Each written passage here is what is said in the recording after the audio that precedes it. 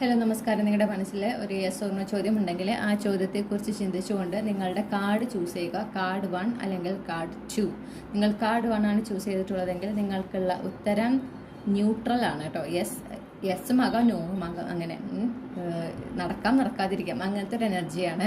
അതായത് ഈ ഒരു പോയിന്റിൽ അതൊരു കൃത്യമായിട്ടൊരു യെസ് അല്ലെങ്കിൽ ഒരു നോ പറയേണ്ട എനർജിയിലല്ല അതിരിക്കുന്നത്. ഓക്കെ, അപ്പോൾ അതുകൊണ്ട് തന്നെ ഈ ഒരു സമയത്ത് ആ ഒരു കാര്യത്തിനെ കുറിച്ചൊരു കട്ട് ആൻഡ് റൈറ്റ് ആൻസർ നിങ്ങൾ അന്വേഷിക്കേണ്ട എന്നാണ് യൂണിവേഴ്സ് പറയുന്നത്. യൂണിവേഴ്സിലെ വിശ്വസിക്കാൻ പറയുന്നു. കാര്യം കൃത്യസമയത്ത് നിങ്ങൾ അറിയേണ്ട സമയത്ത് ആ ഒരു കാര്യത്തിൻ്റെ ആൻസർ യെസ് ആണോ നോ ആണോ എന്ന് നിങ്ങളിലേക്ക് യൂണിവേഴ്സ് എത്തിച്ചിരിക്കും. ഓക്കെ, ഈ ഒരു സമയം അതിന് സ്യൂട്ടബിൾ ആയിട്ടുള്ള ടൈമല്ല എന്ന് മനസ്സിലാക്കുക. ഇനി നിങ്ങൾ കാർഡ് 2 ആണ് ചൂസ് ചെയ്തിട്ടുള്ളതെങ്കിൽ നിങ്ങൾക്കുള്ള ഉത്തരം യെസ് ആണ്. ഓക്കെ, പ്രത്യേകിച്ച് ഒരു റിലേഷൻഷിപ്പ് ആസ്പെക്റ്റ് ആണെങ്കിൽ ഇതൊരു ഡെസ്റ്റിൻഡ് കണക്ഷൻ ആണ് എന്ന് കാണുന്നു. ഓക്കെ, നിങ്ങൾ ഒരുമിക്കാൻ ഈ ഒരു ജന്മത്തിൽ നിങ്ങൾ ഒരുമിക്കാൻ വിധിച്ചവരാണ് എന്നൊരു എനർജിയാണ് എനിക്ക് കിട്ടുന്നത്.